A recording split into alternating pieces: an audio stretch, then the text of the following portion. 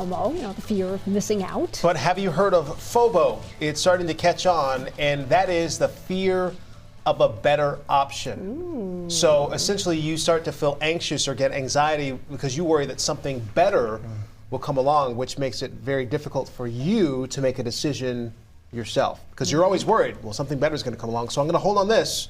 Something better is going to come along. Do you have FOBO? Do you ever have FOBO, you two? Yeah. You have FOBO? Mm-hmm. I have it like right now, looking for a house. Oh. Yeah. That's like the perfect example. You're like, is this the right one? And you're worried that as soon as you select the one you do, that it's something that's exact. Well, that's a big investment. It is. Purchase. Yeah. Have you always had FOBO, would you say? Before this became a thing? I probably did. Like, if I have a lot of options, and it's just like, I'm just very much a weigh all the options and try to make the right decision. Yeah. Okay. What about you, Joseph? I've never thought about it. I mean, I guess in some sort of sense I have. I didn't realize it was, it was a term thing? now. Yeah. So I also get FOMO as well. So I guess, I'm part of that club. So I thought it was really interesting when you took a look at where these things came from. The article takes us back to 2004. There was a venture capitalist, author now, but went to Harvard Business School and wrote a paper about this in 2004. He called it Social Theory at HBS. His name was McGinnis. McGinnis on two foes. Okay, so he takes the FOBO, and here's the example he used. Baseball he said, game. Yes, he says, I got an invite to a party, and I said, great, I responded right away. I'm going to go.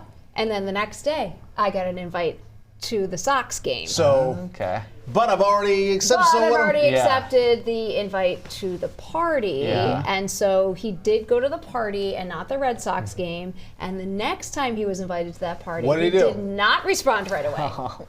He was paralyzed. He said, "I'm going to wait. I'm going to wait." And that's the issue with FOBO, is that it makes it difficult for you to make a decision. And then you feel like, did I make the right decision? Well, You're analyzing the weather. This is where the word maybe comes into play, right? Yeah. Maybe this is the right call. Maybe it's not. Like you're kind of stuck in this, like this perpetual state of if, maybe, and you wonder all the time, right? Does it ever get to you? He has another foe. He called it FODA, the fear of doing anything. Yeah.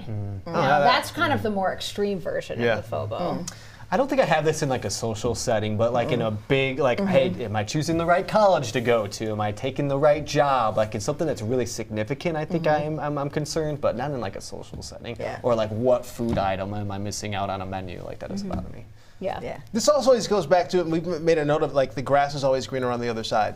Like when you do that self-reflection and you're thinking back, I should have done that because the grass is greener on the other side. You always worry about missing out, but I get it. I understand. have a friend who has FOBO, and to the extreme. that person never commit early on. Really? Like even a restaurant, or like Not like the restaurant, but like, hey, do you want to do this time? And well, you only have one life. But it's one of those things, like, going into it. You're like, okay, that's fine. You have to really sell it. Is that half the battle? Really like the fact that you know that going into it, that's if you know after, you're like, oh, but no, going into it, you're like, okay, you kind of accept it.